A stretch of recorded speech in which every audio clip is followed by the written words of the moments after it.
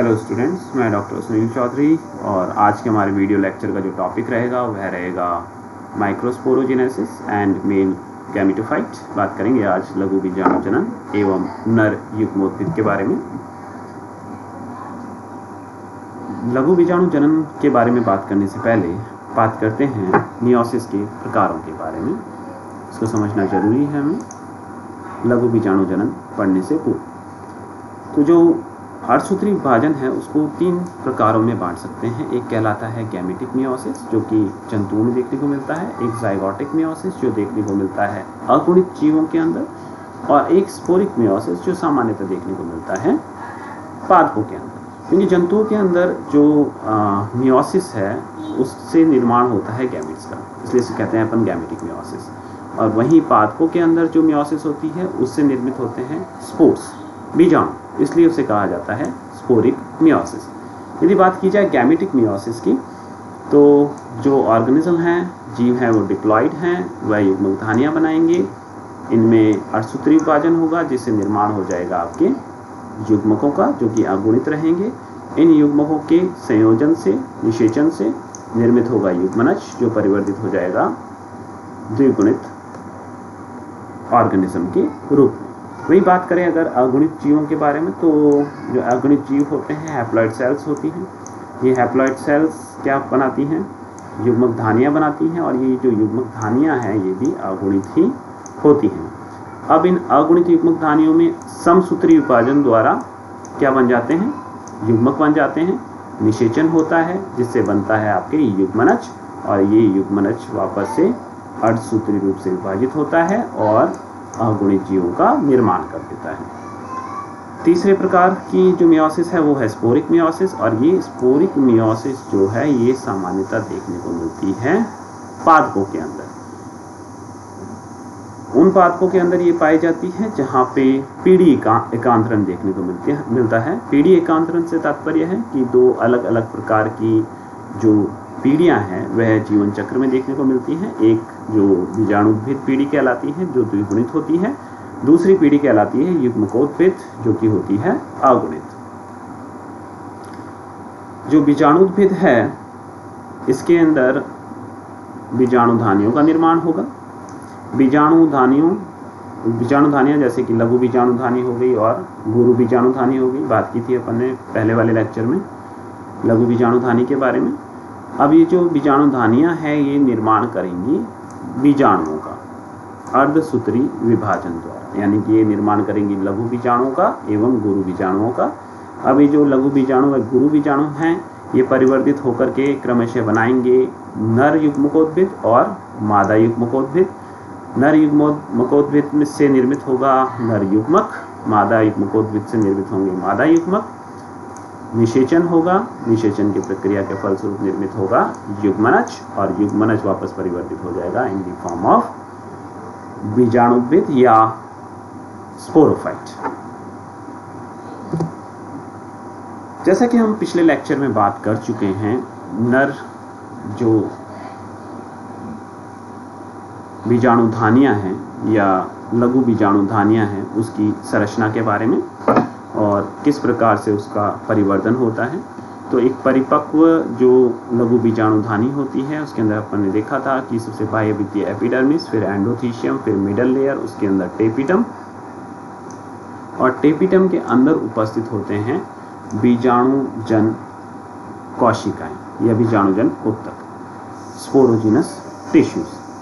अब ये जो स्पोरोजिनस टिश्यू होते हैं, क्योंकि अभी तक अर्धसूत्री विभाजन नहीं हुआ है इसलिए यह द्विगुणित प्रकार के होते हैं। इन्हें कहा जाता है माइक्रोस्पोरोसाइट, यानी कि लघु बीजाणुजन कोशिकाएं जो कि हैं द्विगुणित। अब ये कार्य करेंगी MMC के रूप में, यानी कि माइक्रोस्पोर मदर सेल्स या लघु बीजाणु मात्र कोशिका के रूप में। अब इन लघु बीजाणु मात्र कोशिकाओं में पहले होगा मियोसिस फर्स्ट। मियोसिस फर्स्ट जो होता है वो होता है रिडक्शनल डिवीजन, यानी कि इससे जो गुणसूत्रों की संख्या है वह आधी रह जाएगी, जिसकी वजह से ये जो कोशिकाएं हैं ये बनेंगी N और N, यानी अगुणित। 2 न्यूक्लियस या कोशिकाओं का निर्माण हो जाएगा। इसके बाद और ये जो कोशिकाएं हैं ये चारों ओर से घिरी हुई रहेंगी कैलोज से। मियोसिस सेकेंड होगा, 4 जो कोशिकाएं हैं उनका निर्माण हो जाएगा या 4 केंद्रक बन जाएंगे, और तत्पश्चात जो कोशिका द्रव्य विभाजन है उससे 4 कोशिकाओं का निर्माण हो जाएगा। इसे कहा जाएगा टेट्रा। और चारों कोशिकाएं क्या हैं? आगुणित हैं। अब जैसा कि अपन ने पहले लेक्चर में बात की थी कि टेपिटम के जो कार्य होते हैं उसमें टेपिटम एक एंजाइम रिलीज करता है जिसे कहा जाता है कैलेज। अभी जो कैलेज एंजाइम होता है वह इस कैलोज को तोड़ देता है, जिसके वजह से जो पॉलन ग्रेन है या पराग कण हैं, या जिन्हें अपन कह रहे हैं अभी जो मैच्योर नहीं हुए हैं माइक्रोस्पोर्स, लघु बीजाणु, ये एक दूसरे से मुक्त हो जाते हैं और किस रूप में आ जाते हैं?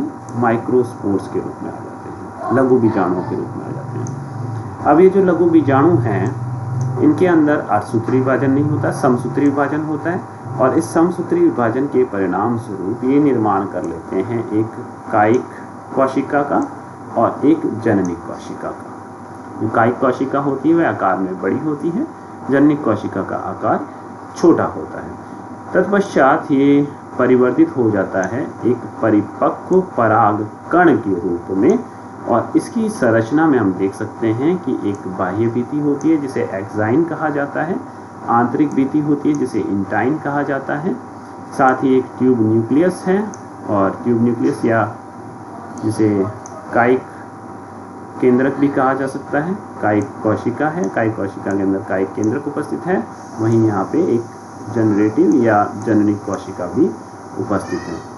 वह क्षेत्र जहाँ पे एक्साइन अनुपस्थित है वह कहलाता है आपके जर्म पोर, जर्म क्षेत्र। बात करते हैं एक मैच्योर पॉलन ग्रेन के बारे में या परागकण के बारे में। जो परागकण होते हैं वह प्लांट के मेल गैमिटोफाइट हैं, यानी गैमीट्स नहीं है, युग्मक नहीं है, ये युग्मकोद्भिद है।